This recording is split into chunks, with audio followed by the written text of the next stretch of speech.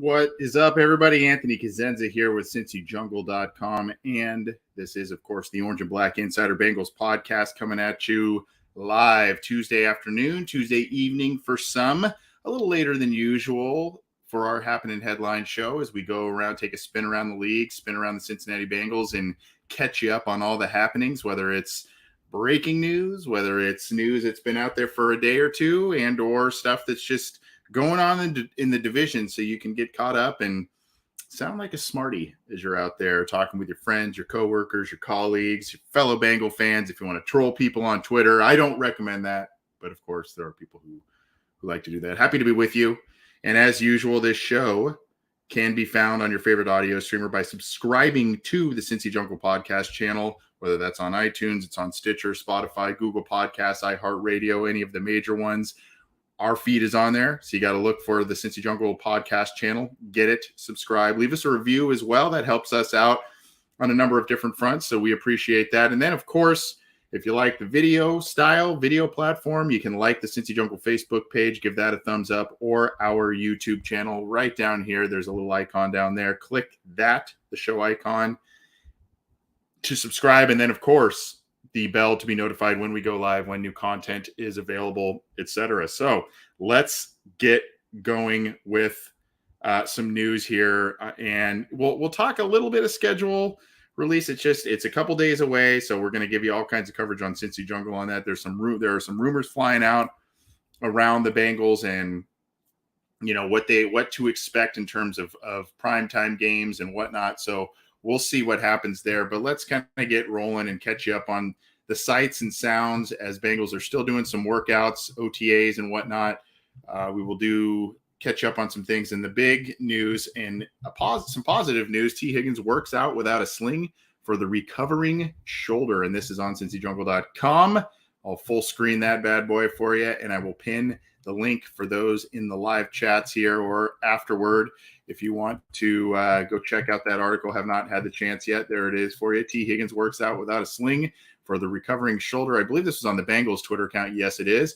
And you see there he is right there in the orange shirt, getting some workouts. And you see others working hard as well, Jonah Williams and others. So, yeah, T. Higgins, he had that shoulder injury. He got that early in the season, sat out a couple games, played through it, ended up having an outstanding season with the Bengals alongside Jamar Chase and Tyler Boyd. So had what seemed like an offseason procedure, and it kind of surprised some of us because he showed up to the Reds opening weekend to throw out the first pitch alongside Zach Taylor and Joe Burrow, and he was there in a sling. So that would kind of and Jamar Chase, I believe, was there as well. So that kind of surprised some to see him in that, but it's good to see that he is recovering and he's got it at least out of the sling and working out with the Bengals there. You like to see that.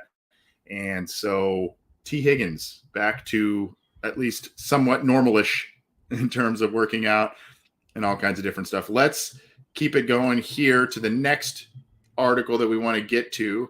And this is on Cincy Jungle as well, courtesy of Drew Garrison, my colleague over there, posting this. This is we like these rookie puff pieces a little bit, right? And when other teammates are propping them up, Stanley Morgan Jr. praises Cam Taylor-Britt, and they both obviously played together at Nebraska.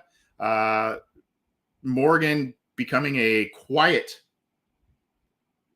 quietly valuable guy with the Cincinnati Bengals has recently spoken up about Cam Taylor-Britt and his impact here, and it was with Jeff Hobson of Bengals.com.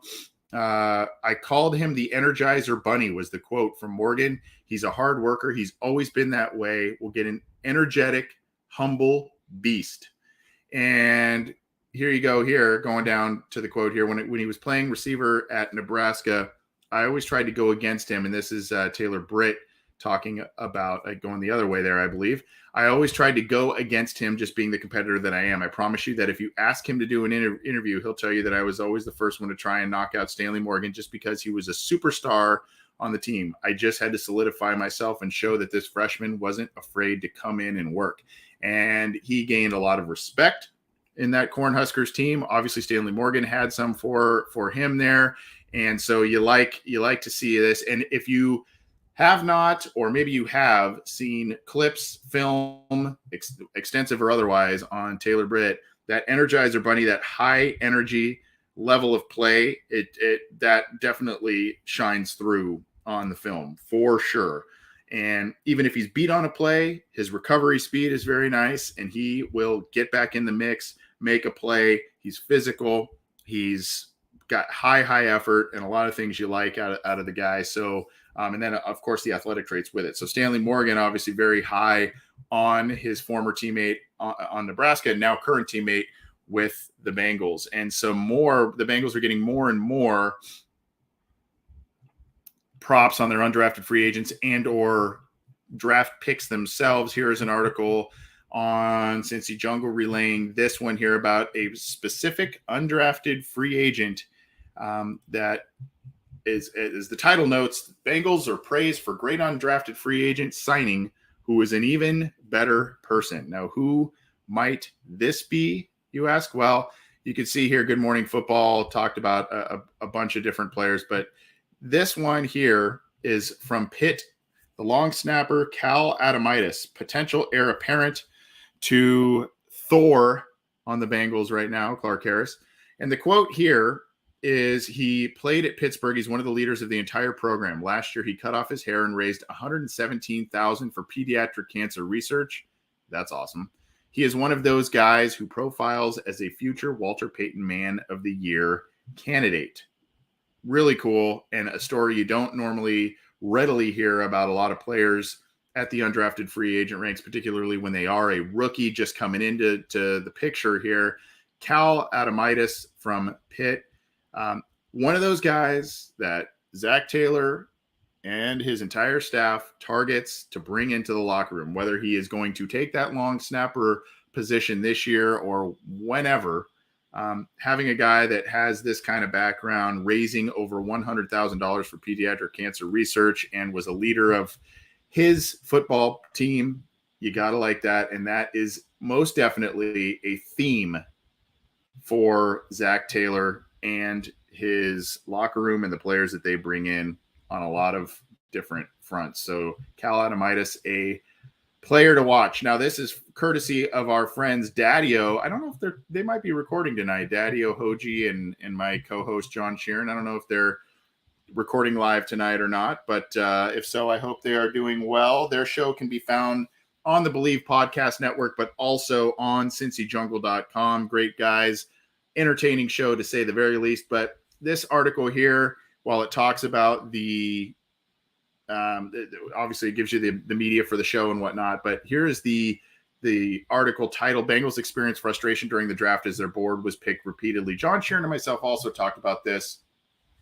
on our show last week, where we thought, there were a number of guys the Bengals potentially targeted, whether I tend to think it was maybe on the offensive side of the ball because they went so light in this draft on that front, and they probably saw a run in the second round wherein a lot of corners were being picked all of a sudden, a lot of different players were being picked, and they said, we got to get some of these guys here right now. They got to, and they felt that they needed to move up in particular for two defensive backs. But, you look at the first round as well, was George Karlaftis, the edge player out of Purdue, was he their target and went one pick earlier? Who knows? Was an offensive lineman earlier in the mix, but there was a run on those, especially in that first round. There was a ton of offensive linemen that went in that first round. Who knows? But you tend to think that the Bengals were kind of going, for the most part, best player available, obviously trying to address some needs as well. But, you would look at that and say, man, they just there was some run on positions and in certain players wherein they felt like, hey, we got to make a move here. And they did the rare move up, and they did it twice in this year's class. So go check out that one on Cincy Jungle and from Daddio Hoji DNH Sports. Go check that out. This is from our buddy Chris Rolling over at Bengals Wire here. The Bengals definitely wanted corners. And I will say this, if you have not seen the tweet video of it, I think it's a ways back on my account, if you follow me at CJ Anthony CUI.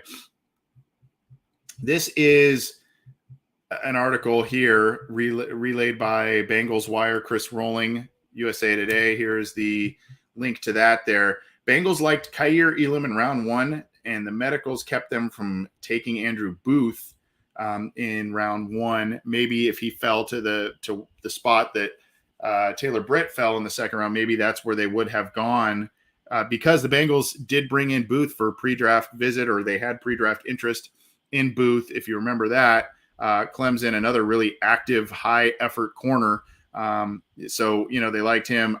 Elam, if you have not gone back, if you subscribe to our YouTube channel, if you have not, even if you don't, please do. But even if you don't, you can go back and check the videos.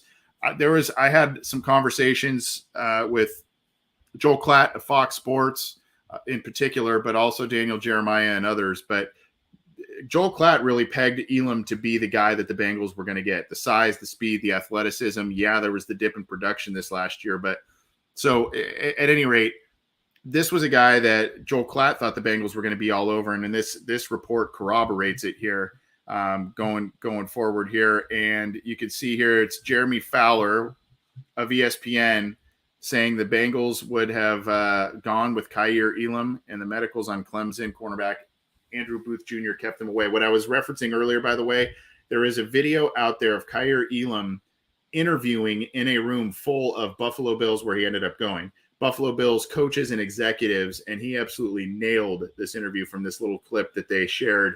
I would encourage you to go check that out. It was, I think it's a 40-second video or something like that. Highly entertaining and highly impressive, really, from the young man. But, quote, Cincinnati was pretty set on defensive back in round 1 and would have strongly considered cornerback Kaiir Elam had he dropped to number 31, but the Bengals largely didn't expect that. Some in Cincinnati's building also really liked Andrew Booth Jr., but his medical profile was an issue, and it likely played a big part in his fall to the second round. Joel Klatt also noted Booth in our conversation. Go back and check out those videos if you would. They are primarily audio, so you can just get the audio there on the day 2 reactions audio clip that we have on our podcast channel on the audio side. Those I pinned all of those audio pieces in there. Interview with Trey Wingo, interview with David Shaw, interview with Joel Klatt, etc. Those are all in that episode of day 1 reactions, day 2 preview. You can go back and check that out.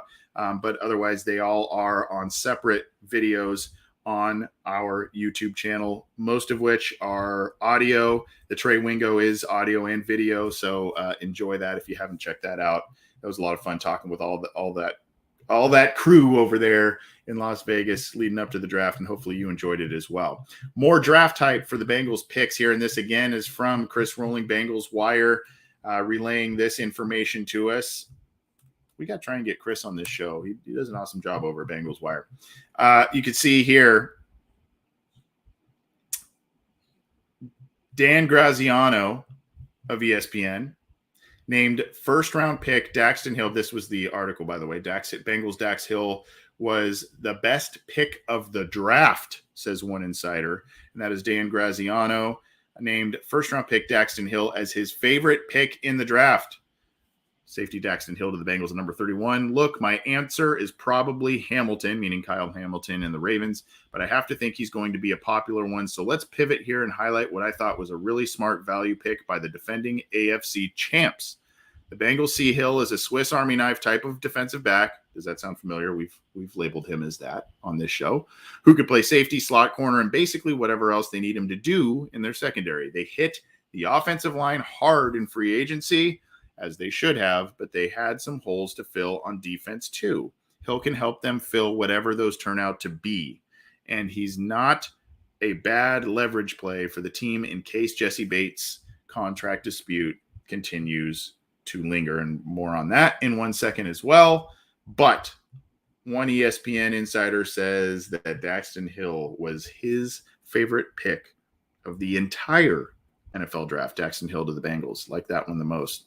Gotta like that. Now, we don't, I probably should reference this a bit more, but I have not done as well of a job as I probably should, referencing Local 12, the local Cincinnati media outlet, the TV station here. And of course, Richard Skinner does a great job covering the Bengals as well for the station. But here you see DJ Reader saw the business side of football affect friend Larry Ogunjobi. More on that in a second as well. And now trying to help Jesse Bates. Now, obviously, Reader has, and I'll pin this article for everybody here as well in the live chats. Obviously, Reader was a free agent a couple years ago and was a highly sought after one, was a very well paid one by the Bengals, and has been a big impact player, particularly last year when he had a full healthy season. But you see here, Ogunjobi had such a successful season with the Bengals that he was going to get paid big money as a free agent after the season, which he did until he didn't, referencing the Bears contract. And that Paul hangs over Jesse Bates' contract situation. So when you look here, it's a very, very unfortunate situation, said DJ Reader via Richard Skinner of Local 12, who will begin his third season with the Bengals in 22. It is one of those situations you feel like your life is going to change. And boy, does your life change. We pray together. We talk to each other. He knows I always have his back. I'm just praying for him. I've always had his back. I've watched him grow as a player. It's very unfortunate the situation happened. When I saw it, it really pissed me off, but I can't comment on it. And here you go about another quote about the NFL, free agency, etc. The business is cutthroat, and not everybody goes about handling business the same way. You got to take that into perspective at all times. Unfortunately, that's the way they handled it. That's life-changing money, and for that to be snatched away, it's rough. I think that's in reference to the Bears taking away the contract after Ogunjobi failed that physical. And then obviously he's saying you're not going to break someone like that. He's in high spirits. And then here it is to Jesse. I talked to Jesse twice, 3 times per week, said Reader. He's just staying true to himself. I understand the situation. I understand what's going on. That's my dog. He's put in the work, and those fruits are going to come, whether that's here or somewhere else. I would love him to be here. I don't want him anywhere else, but I know his hard work is always going to pay off. So he is talking with Jesse Bates. You can get the full quotes, full story in the link that I provided there. But DJ Reader kind of being a sounding board and or a mentor of sorts to Larry Ogunjobi, Jesse Bates, as particularly as it goes to navigating potential free agency waters.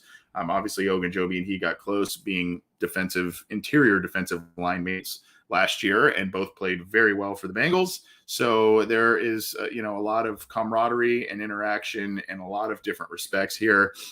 So that is a little bit of some of the inside scoop. And DJ Reader he has all of a sudden become quite the quote machine for the Bengals. When he talks, he's not the guy that gets in front of the mic and speaks a ton, but when he does, he says some really interesting things, some really insightful things, and a guy that just is really easily up there in terms of favorite Bengals players for a lot of different folks that root for the team, follow the team, etc. So go check out that article there. A lot of good nuggets from Richard Skinner there. Now, here is another one. We're kind of hitting the bases here. Here is one from Kelsey Conway of the Cincinnati Enquirer here. Bengals tackle Jonah Williams didn't mince words about protecting Joe Burrow.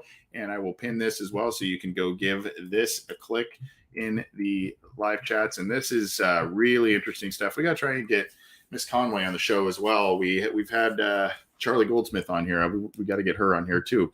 But here is the quote. "We didn't play well enough," Jonah Williams said. I think that's obvious when you look at the stats and look at the outcome of the game, obviously referencing the Super Bowl. I think everyone in the locker room understands that. We know we want to get to that stage again, and we want to perform a lot better the next time that we are there. So that's our goal. That's what we're working towards. And then it talks about, the sacks and whatnot that the Bengals let up last year in terms of Joe Burrow. Quote, this is from Brian Callahan, the Bengals offensive coordinator. "I can't wait to see what our line looks like this year compared to what we've had in the past." And we can talk about Joe Burrow, and I'll just say this. I've said this a couple times. We can talk about Joe Burrow. We can talk about the impact, the obvious impact that these offensive line signings will have on the Bengals offensive performance and whatnot. But keep an eye on Joe Mixon, because think back to the offensive lines that Joe Mixon has had to run behind. Think back to the one last year, the patchwork line last year, and look at the stats that he put up behind that line. Go back to the early parts of his careers, and you're going to see Clint Bowling as your top offensive lineman. You've got Alex Redmond in there. You've got all kinds of different players in those offensive lines. So now, after 3 new starters have been added in free agency, potentially another in the draft in Cordell Volson, you got to think that, yeah, Joe Burrow and the passing offense is really going to light it up. But keep an eye on Joe Mixon as well. He's got to be pretty pleased at all of the additions that the Bengals have made on the offensive line. Here, now we can talk about a number of different items for this. I just want to mostly promote, this is a good piece on Bengals.com from Jeff Hobson, and talking about the schedule release. Now, I thought about pinning some of these tweets from an account out there on Twitter that I think it's Schedule Leaks or something like that. You can go check it out. The reason why is I've seen some conflicting things as it goes with the Bengals and some of the stuff that they are reporting, but they have reported, I believe as of today, that the Bengals potentially are going to have that midday Thanksgiving game in Dallas on Thanksgiving. We'll see if that happens. Bengals playing on Thanksgiving would be a new one. I think they played on Thanksgiving night or maybe Christmas night against the Jets in 2009 or 2010, something like that. So it's, playing on actual holiday evenings is not something that we're overly accustomed to, I guess, but that is potentially a game. And that game would be, I would assume, even if the Bengals, whatever their fan market is at this point, I mean, that game is widely viewed. And, of course, the Bengals coming off the Super Bowl appearance, they're going to intrigue a lot of other just kind of casual NFL fans. And then you've got the Dallas Cowboys, you've got the Thanksgiving football thing. That would bring in a lot of views, I would think. So interesting situation if that comes about. And then, of course, let me actually reshare the Hobson piece here so we can take a look at that. But the other thing that we've heard conflicting things about week 1 with the Cincinnati Bengals. There was a leak out that said they were going to host the Cleveland Browns at a 1 p.m. Eastern start. And then, of course, there was another that came out that I think they were going to play the Ravens on a Sunday night football slate in week 1. So we'll have to see exactly what happens there. But a good article here by Jeff Hobson, and of course the NFL's vice president for broadcasting, planning, and scheduling. He says, if I had to bet right now, this is the quote, I would expect the maximum number of primetime games for the Bengals. I'd expect them to be on 5 times with any combination of Sunday night, Monday night, and Thursday night games. So that is a little bit of a bittersweet pill to swallow, I think, for Bengals fans. Now we have moved in the Joe Burrow and Zach Taylor era. We have moved out of the Andy Dalton, Carson Palmer, Marvin Lewis struggle on primetime narrative a little bit, but the Bengals haven't had a ton of primetime opportunities under Zach Taylor and Joe Burrow in general. Really, most of them came in the postseason this last year.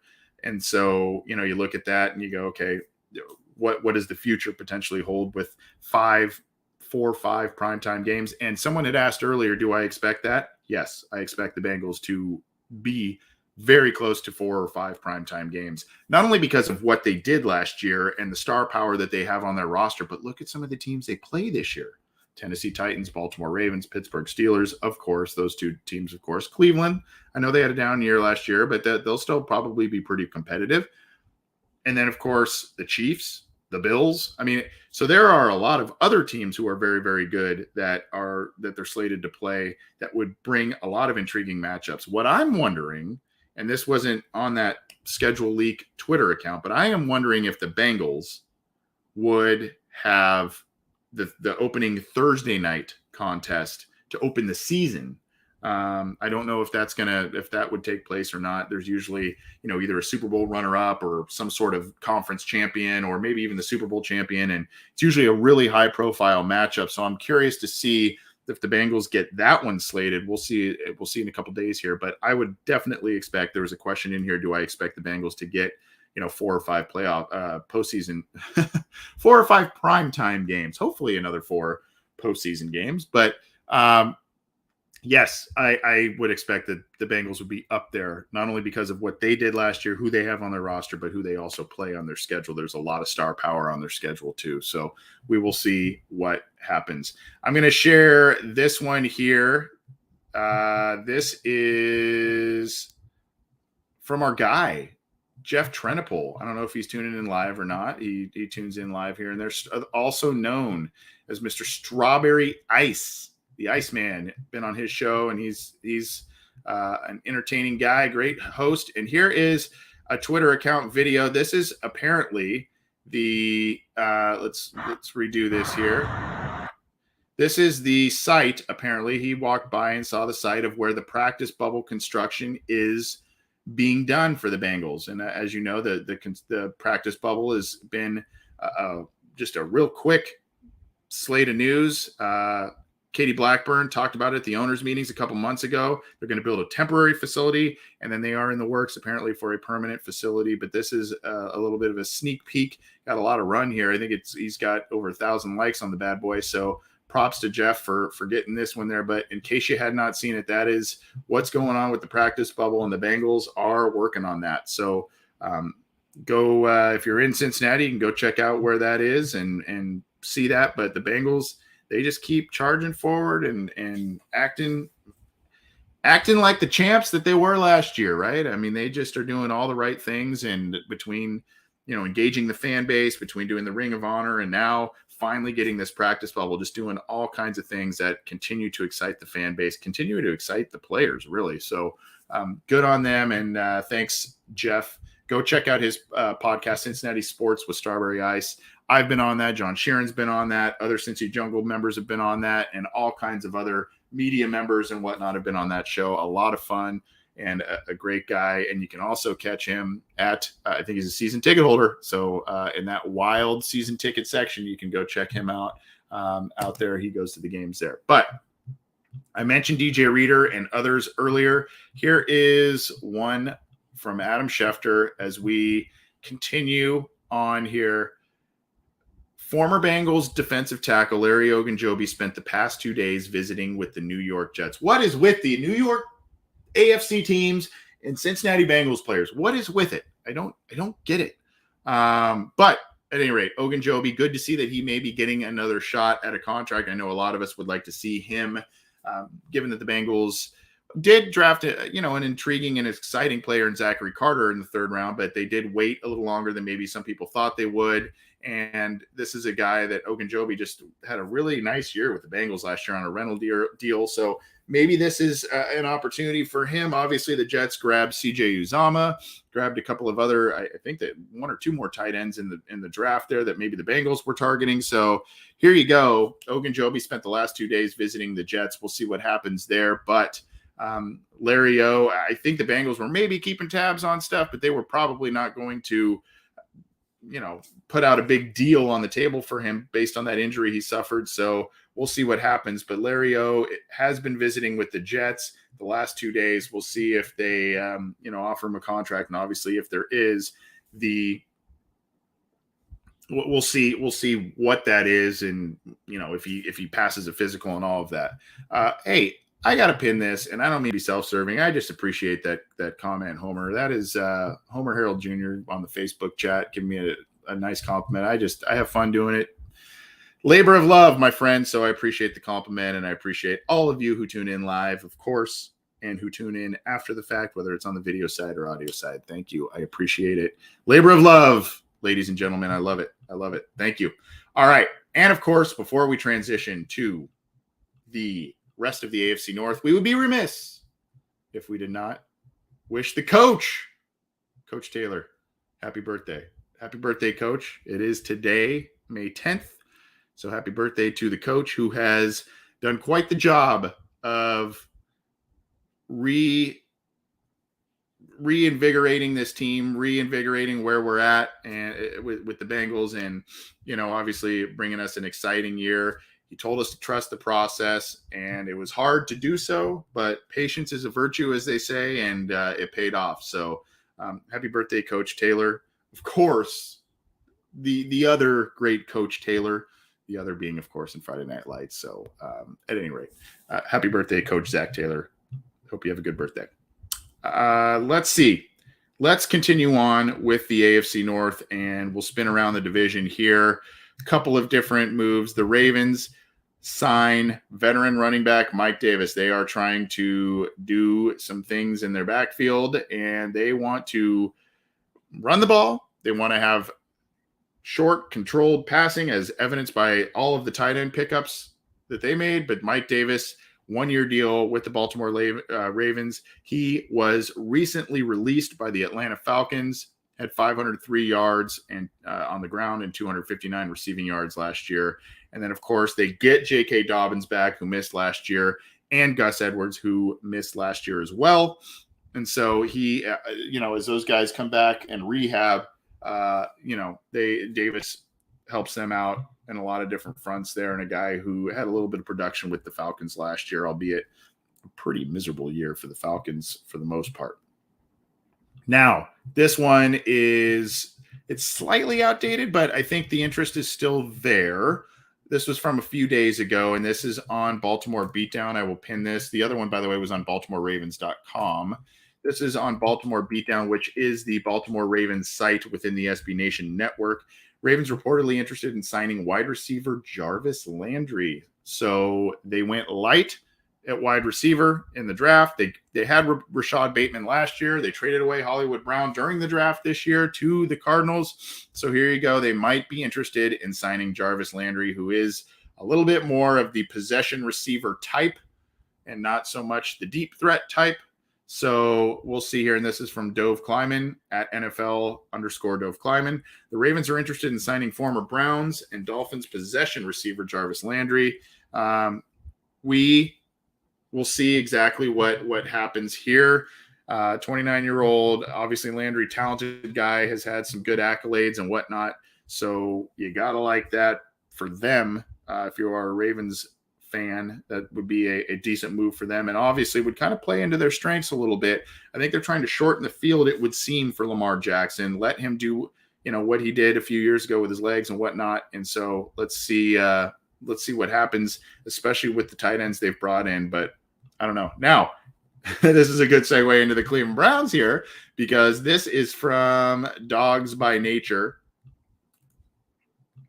the SB Nation Cleveland Browns site, and I will pin this in the live chats here. Does the door remain even remotely cracked on a Jarvis Landry return?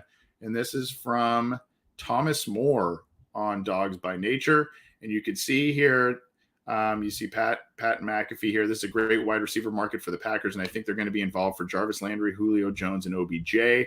That's Ian Rappaport on the Pat McAfee show. And here's another little tidbit here. The Browns reportedly offered the veteran wide receiver a 1-year deal that he rejected, but the money is drying up across the league for a better deal. You've also got Will Fuller. We'll see what happens. And if you didn't catch our episode last week, we did kind of a post-draft free agency profile on Will Fuller. Maybe he's a guy who would come in as wide receiver 4 for the Bengals, but still have a decent role with them.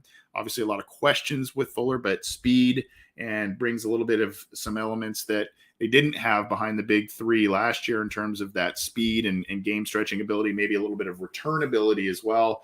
But at any rate, there are some big names out here. Landry, Julio Jones, OBJ, and Will Fuller are the biggest. We'll see where Jarvis Landry goes. But the Browns did extend a 1-year offer at some point to Jarvis Landry, and then the Ravens expressed some interest a few days ago in Jarvis Landry. We'll see what happens there. But a guy whose services will definitely be wanted around the league from a number of different teams. Now, and we talked about Cal Adamitis for the Bengals, the undrafted long snapper. This is on clevelandbrowns.com. And this is Browns eager to see special teams improvements after big offseason additions. I believe it was the 4th-round pick, the kicker out of LSU, and then they brought in a new punter. I mean, they revamped the whole deal. And you can see here, Charlie Hewlett, I guess, is the lone mainstay at long snapper. But you've got Cade York, who I mentioned, the LSU kicker, drafted in the 4th round. Corey Bojorquez, hopefully I'm saying that right. And he was the former punter of the Green Bay Packers. And then Jakeem Grant, a guy who was a Pro Bowl returner in 21. So they are trying to get some help for sure and shore up long-term their special teams. And if I remember correctly, the Browns kicking situation was a bit of a mess because of injuries and other stuff over the last year, maybe even longer than that. So they are really obviously tying their wagons to Cade York. Guess who saw Evan McPherson up close often last year? It's so funny, isn't it? It's so funny how much these teams saw what the Bengals did last year. Kicker with a big leg, ice in his veins. Let's use him. Day 3 pick. Why not? Let's load up on wide receiver options. Let's load up on tight end options. Let's give our quarterback a ton of different weapons. Funny how that works, isn't it? And there's not talk of reaching or any of that stuff with these other teams as there was with the, and granted, not everybody used the number 5 overall pick on a wide receiver like the Bengals did last year in Jamar Chase, but still, the narrative's a little different this year based on what the Bengals did this year and how teams are attempting to emulate their success. So even within the division, you're starting to see it. Here is an article from Steelers.com. Man, it's painful writing in that URL sometimes, I got to tell you.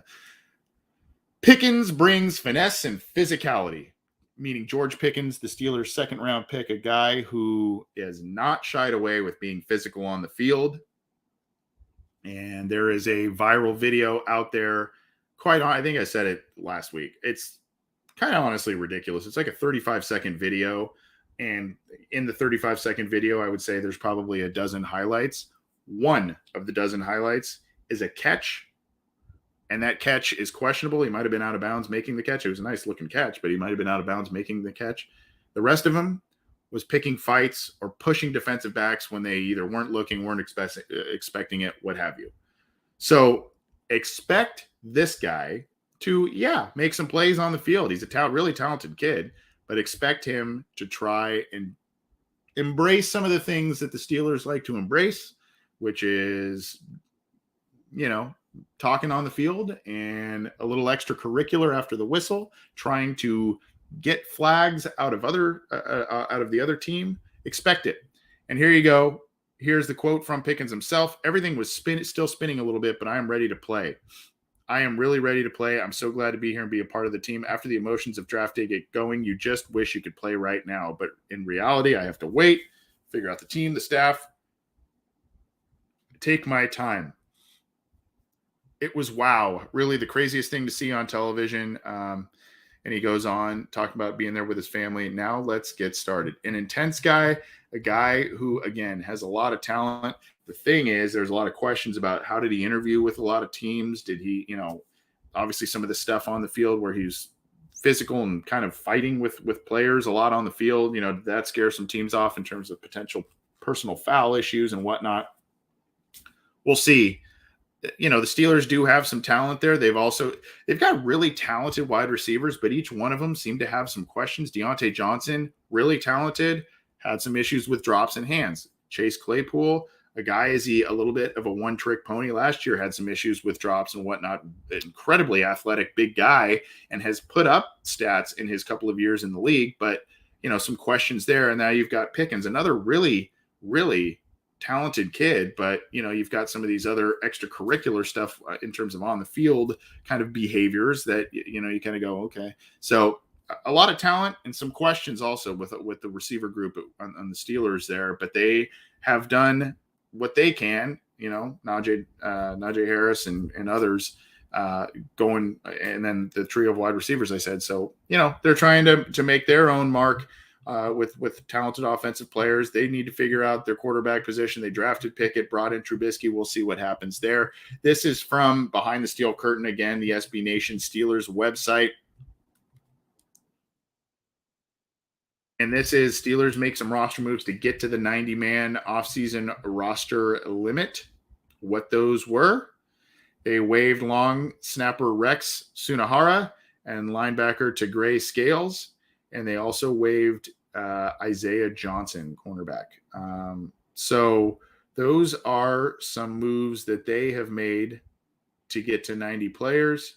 And so Isaiah Johnson was waived with an injury designation there. So they made some moves on some players, and we'll see what happens there as they get to and through potentially the summer and obviously this year. Really interesting team to watch because you look at what they were last year and they still made the postseason. I mean, they ended up having put up a fight initially in that game against Kansas City, but then Kansas City ran away with it. But going to have to see exactly what this Steelers team can do. They're always in it, and their coach always has them in it, regardless of who's there, who's not there, that sort of thing. So we're going to close up shop in just a couple minutes here. Here are some league-wide stories, news, tidbits, etc. from NFL.com and CBS Sports. So here, this is just a fun article here from Jim Trotter, who has covered the league and has done so well for a very long time. 32 NFL teams, 32 people to root for, from Lamar Jackson to Lovie Smith to Laura Fryer and beyond.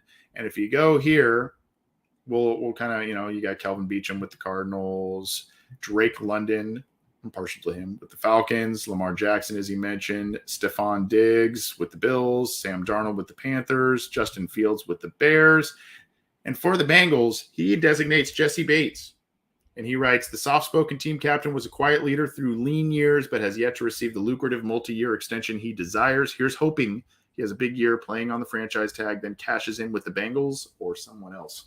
Then, of course, with the Browns, he's got Amari Cooper there. So interesting article there and kind of a fun one, just saying, keeping an eye on a lot of different players around the league and saying, hey, who should you be rooting for? Who should you be keeping an eye on in a lot of different ways? And some of the players are, you want to root for them for a variety of reasons. I just want to bring this back up. I feel like I've pinned this about 10 times since before March. Greg Rosenthal's top 101 NFL free agents of 22. And the reason why is look who's been added to it. James Bradbury, cornerback. Now, my colleague Drew Garrison on Twitter says he's got kind of a connection, kind of like a 2 degrees of separation, so to speak, from James Bradbury. And apparently the Bengals had tried to trade before the draft for Bradbury in some capacity. The deal couldn't be worked out. And then the Bengals went really heavy on defensive back in the draft. So we'll see if Bradbury's still in their plans. Obviously a guy who's talented. He's got good size and whatnot. And he is the highest ranked available defensive player on Greg Rosenthal's list of available free agents. So the reason I'm pinning that again is because James Bradbury has now been added to that list in terms of a guy that is an available free agent. So we'll see exactly what the Bengals had in terms of interest and whatnot. But a guy I tend to believe my colleague Drew Garrison in that, it seems like a player they would have maybe thought about. And, again, how they approach the draft. They don't like to have a lot of glaring needs. So, obviously boundary corner, it was one that they really wanted to address early. So, maybe that's one they were thinking of. Here is some big news that came out from the biggest player in the league, Tom Brady. He is going to join Fox Sports as a lead NFL analyst upon retirement. When that may be, I don't know. But I think this is upwards of close to $400 million in terms of the contract amount. 10 years, $375 million. That is the report. When he hangs it up, we'll see. I don't know. He almost did this year. He briefly did this year, and then he came back. So he will call games with play-by-play announcer Kevin Burkhardt.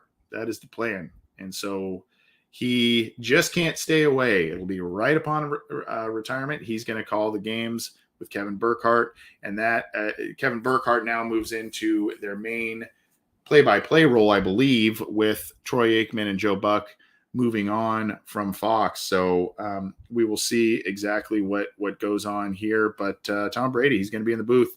Kind of interesting because you got the Manning cast, right?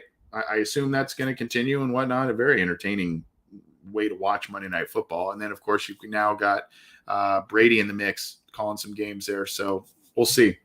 Let's just keep it rolling. Speaking of Patriots, or former Patriots, that is, Sony Michel, running back, most recently with the Rams. He signs with the Dolphins. And, man, the Dolphins are loading up, are they not, at the offensive skill positions? Sony Michel, they had Waddle, and they brought in Tyreek Hill. Secchi's there, and now it's all on Tua. So a lot of offensive talent there. Sony Michel signing with the Dolphins per NFL.com. And we will end with this one from CBS Sports. And I believe this is from Jason La Canfora. Playoff predictions for the 22 season. We're going to end with some fun news, a fun prognostication here. And I will put this in the live chat from CBS Sports. Here you go. AFC divisions, the East. He's got the Bills winning that one. He's got the Colts winning that one. In the South, and he's got the Bengals winning the North.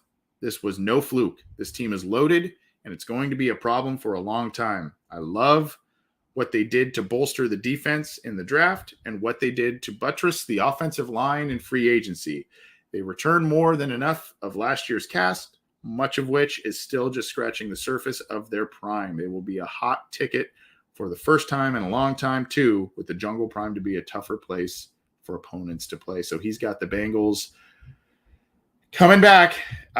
He's got a lot of the AFC West being the wild cards, and then also the Ravens shoring up that final still sort of new wild card spot there. So he's got a lot of AFC West teams, 3 AFC West teams making it, and 2 AFC North teams being the Bengals and the Ravens making it, with the Bengals repeating as division champs, from Jason La Canfora at CBS Sports. So enjoy that. You can check out the full article and fun rundown there. Obviously, this is kind of the talk at this point in the NFL calendar until, of course, we start getting more and more heavy with training camp and practices, preseason games, the whole thing.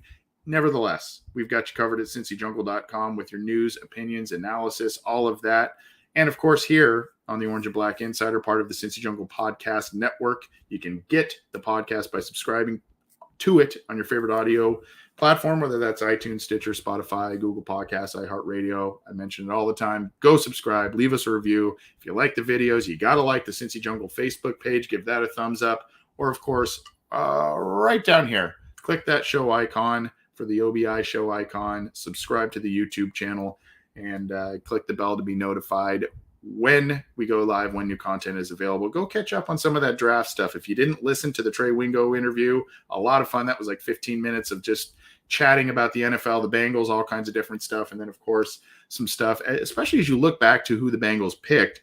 When you look back to Joel Klatt, Daniel Jeremiah, David Shaw, I mean, a lot of interesting stuff there, that especially as you look back in retrospect. So go check that out. And the audio is in the day 1 reactions, day 2 preview the episode there, so you can catch that there. Thanks everybody for tuning in. We got to a lot here, tried to get it in a little bit quicker fashion than usual, but thank you. We'll be back tomorrow, John Sharon and myself, talking some more Cincinnati Bengals, so you're definitely going to want to check that out. And hey, we'll see you soon.